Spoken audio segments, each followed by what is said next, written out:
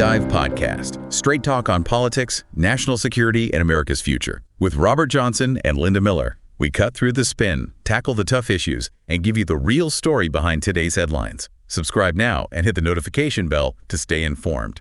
We are definitely seeing a global landscape that feels like it's constantly shifting under our feet.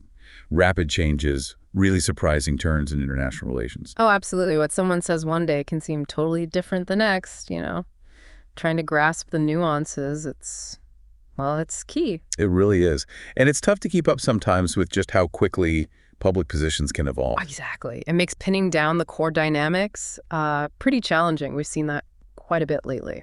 For sure. So for this deep dive, we're going to try and focus on some of these recent developments, specifically around U.S. President Trump, his, let's say, evolving public stance, maybe some reported private chats regarding Ukraine, Russian President Putin, other big global players. Right. We want to look at the latest info on his foreign policy thinking, those aid decisions for Ukraine, and sort of the ripple effects across alliances. Yeah, our goal here is really to pull out the most important bits from what's being reported, help you get a quick handle on the key dynamics. We'll stick to the concrete details, reported events, try to give a clear, comprehensive picture. It's a complex situation. Definitely. Okay, so let's start with U.S. President Trump. His shifting rhetoric, these aid decisions, there have been some notable changes there, like his public position on military aid to Ukraine. That seems to have evolved, hasn't it? It has. He's now saying publicly that he had no role in stopping military aid. He's actually attributing that decision to the head of the Pentagon. Which is interesting, a contrast to maybe earlier perceptions. It is. It's a specific way to frame it now. And alongside that, you have these recent public statements where U.S. President Trump sounds pretty unhappy with Russian President Putin. Right, I saw that. Reportedly saying he's very unhappy with him for, quote, killing many people. Exactly. And this apparently came after a conversation where Russian President Putin was polite, but also spoke a lot of nonsense, according to the report. Strong words. But then, when asked what he's actually going to do about it, he gets a bit cryptic, right? Talking about not wanting to spoil a small surprise. Declines to elaborate. So how do we read that vagueness? Is it strategy? Keeping people guessing? Or just leaving things open? Well, it could be a bit of both, couldn't it? Leaving adversaries guessing is standard practice in high-stakes diplomacy. But yeah, it also creates uncertainty, even for allies. Okay, but looking at something concrete. The Patriot missiles. He's agreed to transfer 10 to Ukraine. That sounds significant. It is considered a significant contribution, yes. 10 Patriot launchers or missiles. The reporting mentions missiles. Ah, okay, 10 missiles. Right, and 10 Patriot missiles, well, that amounts to maybe 2.5 salvos. 2.5 salvos. Oh. What does that actually mean in practice? A salvo is typically enough missiles for, say, 2 or 3 defensive shots from one launcher system, so it's limited. And the big question is, does this come with a supply of ammunition for reloads? That's crucial. Especially when you hear about the scale of attacks Ukraine faces. Exactly. Reports mention up to 700 Shahed drones in a single night sometimes. So while Patriots are valuable, they're designed for specific threats. Ukraine needs a much broader mix of interceptors. So the 10 missiles. Maybe more symbolic. Or a stopgap. Could be seen that way. Yeah. It helps, but doesn't solve the whole air defense problem. U.S. President Trump also mentioned getting another air defense system, but not American-made. Persuading partners, maybe Germany. Interesting. Okay, shifting topics slightly, but staying with U.S. President Trump. There's this audio recording from 2022. It's been getting a lot of attention. Ah, yes, the CNN report. A voice that sounds like his, speaking at a private donor meeting. And recounting some pretty intense threats made to Russian President Putin and Chinese President Xi Jinping. That's right. The content is quite stark. The speaker in that recording claims he threatened to bomb Moscow and Beijing to hell. Wow. And how did he say they reacted? He claims that Russian President Putin asked again, what will you do? And apparently Chinese President Xi Jinping did something similar about bombing Beijing. And the takeaway was, the voice on the recording claims Russian President Putin believed him 10%, and Chinese President Xi Jinping also believed him 10%, adding that, quote, 10% is all you need. Even 5% would be enough. That raises a big question, though, doesn't it, about consistency? It does. If the speaker was making threats like that, well, the question people ask is, why didn't he bomb Moscow when he took office? Right. Instead, the point is made that Iran was reportedly bombed, and Iran was already weakened by Israel, maybe couldn't retaliate effectively. Exactly. So that discrepancy, it invites scrutiny about the follow-through or the perceived resolve behind such statements. Okay, let's pivot to the economic side for a moment. There's talk about new sanctions, tariffs, a bill proposed by Senator Graham. Yeah, suggesting 500% tariffs, which is an incredibly high number. And to get it through Congress, the bill apparently includes things to expand U.S. President Trump's powers. That's the report. And it makes you wonder, what are the implications of slapping tariffs like that on countries you rely on for critical imports? Would it be some kind of a unique economic experiment? Or maybe it's just talk. Strong statements, threats, and maybe linked back to that recording we just discussed, trying to reinforce an image. That's one perspective, certainly. Reinforce the image, maybe make other leaders more cautious about dealing with the U.S. You wonder if people in the Kremlin or Beijing heard that recording and tried to remember if those specific threats were actually made. Well, the report suggests neither side recalls those exact threats being made in conversations. But it does highlight a potential dilemma for countries thinking about shifting alliances. How so? Well, imagine Russia thinking about distancing from China, maybe getting closer to the U.S. If you hear threats about being potentially bombed individually, does that push you back towards your existing partners? It could actually strengthen current alliances, ironically. That's a fascinating point. Okay, so how is Europe seeing all this? What's the perspective there, and what does it mean for Ukraine's outlook? Well, in the West, you see some skepticism, particularly noted by outlets like The Economist, about U.S. President Trump's real intentions in helping Ukraine.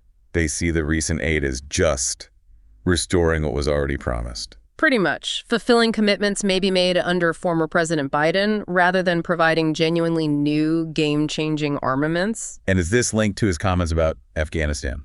That's the analysis often presented. U.S. President Trump frequently brings up Afghanistan to criticize former President Biden.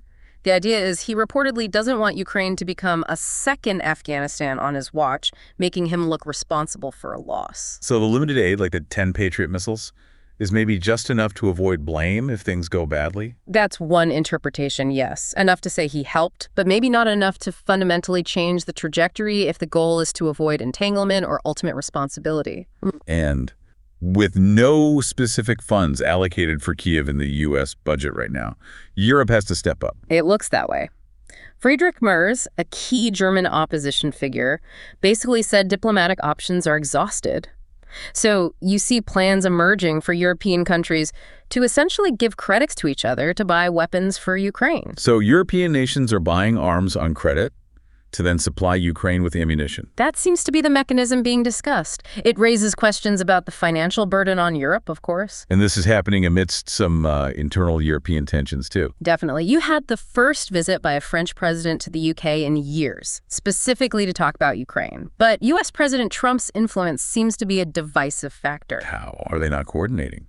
There are suspicions, reports suggesting both the British and French leaders might be trying to negotiate separately with U.S. President Trump on tricky issues, maybe without telling each other everything. Really? Like London trying to talk directly to U.S. President Trump? That's the suggestion, which apparently leads to some resentment from the French side, feeling excluded, and maybe broader European suspicion about British motives. And they differ on how to approach a ceasefire, too. Seems so. The French reportedly see the British as relying too much on U.S. security guarantees. And France is still very hesitant about sending its own troops, talking about the risk of large funerals without air cover. So speaking of troops, that idea of sending Western contingents into Ukraine, is that off the table now? It appears to have been removed from the agenda in recent coalition talks, yes. The focus now seems to be on supporting Kyiv through a war of attrition. Meaning more ammo, basically. Primarily, yes. Increasing ammunition supplies. Now, instructors might still be sent, but the plan seems to be to keep them far from the front lines, maybe Lviv region, something like that. Even though a Swede gets attacked, too. Right, even those areas aren't completely safe. So, no ground troops in combat roles, but maybe some training support well behind the lines. Okay, so looking at Ukraine's overall situation, it sounds pretty challenging. President Zelensky's trips to the UK, Italy, searching for security guarantees he's not quite getting. That seems to be the picture. He's looking for solid commitments, and they're reportedly proving elusive. Meanwhile, you have Brussels talking up its most powerful sanctions package yet, But even that faces hurdles, like potential vetoes from countries like Slovakia. And that planned $100 billion long-term support fund. The one intended to reduce reliance on the U.S., yes, that's being discussed, but it's also been framed with some concerns raised about potential corruption among European officials involved in managing it. Wow, okay, and then there's this development with BlackRock. That sounds potentially very significant. It really does. BlackRock, the huge investment firm, they signed an agreement with President Zelensky back in May 2023 for a recovery fund expected to be over $15 billion, with Germany, Italy, Poland involved. Okay, so what happened? Well, there was supposed to be a big presentation for this fund in July, and it's been canceled. Canceled. The reports indicate BlackRock has essentially stopped seeing viable investment prospects in Ukraine. Oof. That sends a powerful message, doesn't it? It sends a very strong negative signal, not just about BlackRock's view, but potentially to all other major investors. If BlackRock pulls back, others are likely to be extremely cautious. It could really dry up crucial private investment needed for recovery. So the perspective now is that the West sees Ukraine more as just a market for arms and maybe kickbacks. That's the rather grim perspective being described in some analyses, yes. The idea of Ukraine transforming into a, flourishing nation after the conflict, those prospects are being called very, very vague. Far from optimistic, unfortunately. Gosh.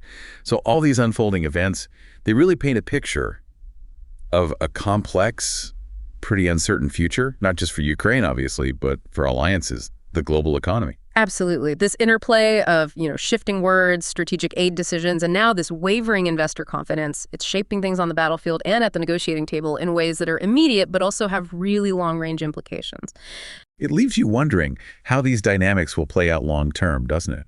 What unforeseen consequences might pop up from all this. Exactly. The path ahead looks anything but predictable right now. A lot for us all to keep watching. Subscribe to our podcast on Spotify, Apple Podcasts, and YouTube. We are here to make things clear. New episodes every day.